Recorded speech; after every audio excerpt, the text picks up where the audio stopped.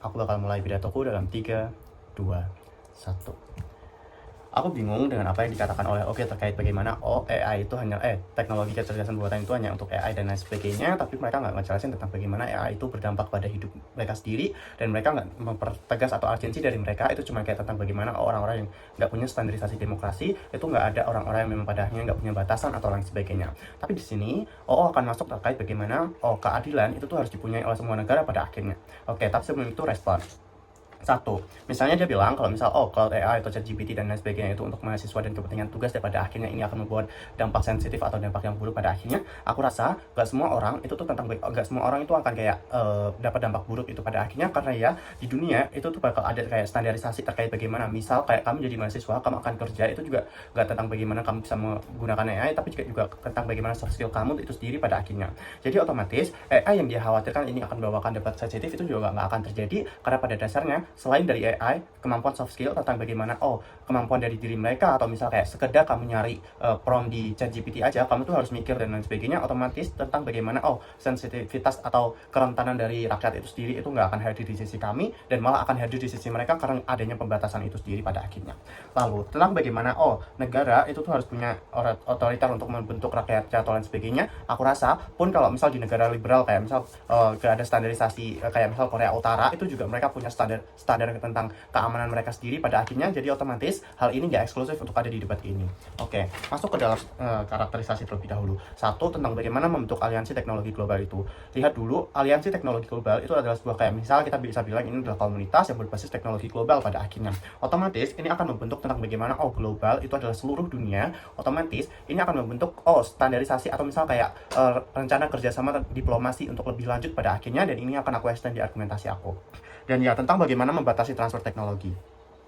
Nggak ada kontekstualisasi yang jelas dari sisi OG terkait bagaimana membatasi transfer itu, tapi sadari juri, Anda harus sadar terkait bagaimana transfer teknologi itu juga tentang bagaimana ada ekonomi di dalamnya, pendidikan, kesejahteraan, dan sosial. Tentang bagaimana kecerdasan buatan canggih itu sendiri itu nggak cuma AI, tapi juga bisa aja robot, atau misal kayak teknologi mesin, misal kayak kamu jadi di seorang petani itu kayak eskatrator atau lain sebagainya, itu juga salah satu bentuk teknologi kecerdasan buatan yang memang canggih dan perlu diperlukan untuk beberapa negara pun kalau misal kamu nggak memenuhi standar demokrasi.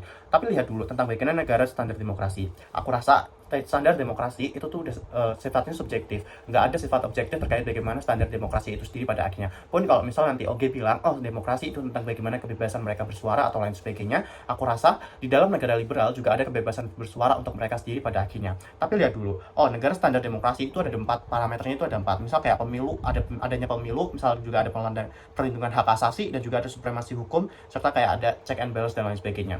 Nah, aku rasa di dunia liberal atau di negara liberal ini juga akan hadir tentang bagaimana pemilu, meskipun nggak adil, tapi mereka tetap akan ada pemilunya, misal kayak di Korea Utara, tapi mereka tetap akan mendapatkan ya setidaknya hak mereka untuk mendapat perlindungan dari negara itu sendiri pada akhirnya. Otomatis apa yang mereka khawatirkan tentang bagaimana negara-negara itu nggak punya ketentuan atau lain sebagainya, itu nggak mungkin terjadi.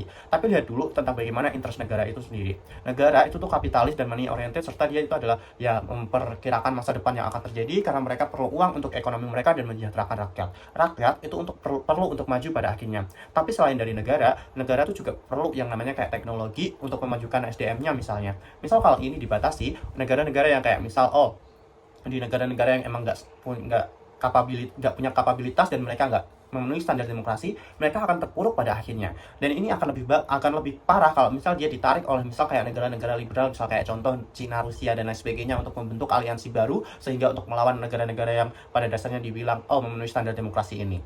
Lalu lihat dulu terkait bagaimana prasyarat diplomasi itu. Diplomasi itu akan hadir kalau misal saling menguntungkan dan ada potensi. Potensi itu nggak cuma dari SDM, tapi juga tentang bagaimana teknologi dan pemanfaatan SDM mereka. Otomatis teknologi ini memang harus ditransferkan secara adil, karena semua negara itu perlu untuk adanya potensi, untuk adanya pengembangan potensi melalui teknologi itu sendiri pada akhirnya.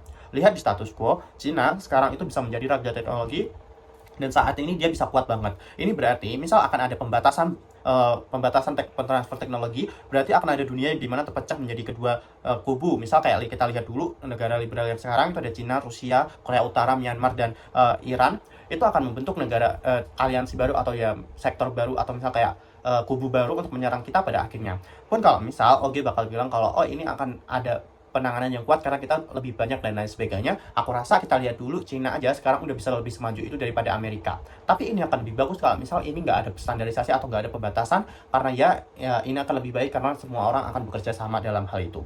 Lihat dulu, di sini kami itu menolak.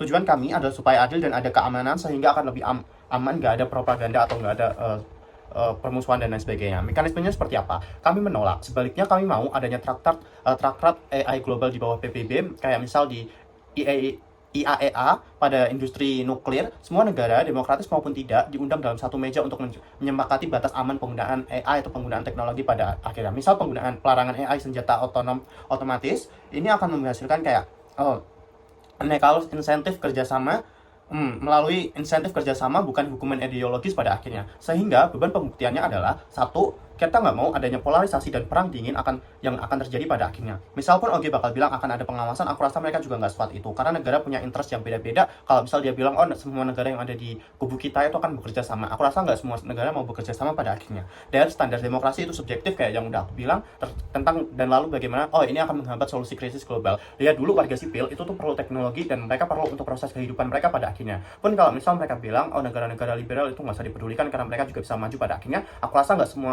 negara liberal itu tuh punya kapabilitas untuk memajukan SDM mereka melalui teknologi yang mereka punya pada akhirnya. Teknologi itu juga mempengaruhi terkait bagaimana perubahan iklim, prediksi pandemi, dan ketahanan pangan. Otomatis ketika mereka bilang ini bakal baik pada akhirnya, aku rasa itu nggak akan pernah baik ya, karena kita lihat dulu terkait bagaimana teknologi itu bisa mempengaruhi semua kehidupan. Jadi aku rasa kita nggak perlu untuk adanya pembatasan tapi pembebasan. Dan jadi